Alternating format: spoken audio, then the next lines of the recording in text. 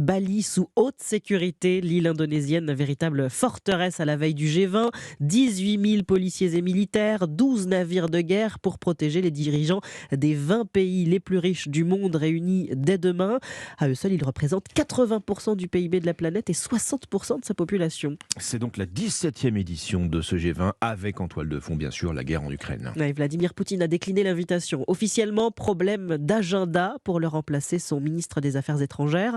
Le président chinois Xi Jinping, en revanche, sera bien là. Après Joe Biden, aujourd'hui, il rencontrera Emmanuel Macron dans les prochaines heures.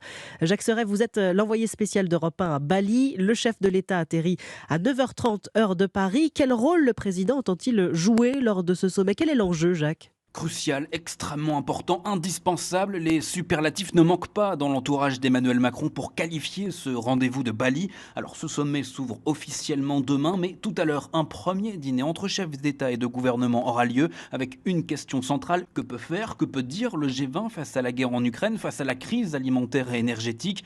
Le G20, ce club de coopération économique, peut-il conduire aujourd'hui à la désescalade? C'est ce qu'espère Emmanuel Macron, qui doit s'entretenir tour à tour avec le président chinois Xi Jinping, le premier ministre indien Narendra Modi et le président de l'Indonésie Joko Widodo.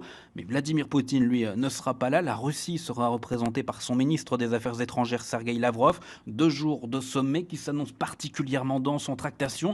À l'issue, l'Élysée aimerait voir aboutir un texte appelant à la paix, ce qui sera une première forme d'engagement pour un certain nombre de pays non alignés.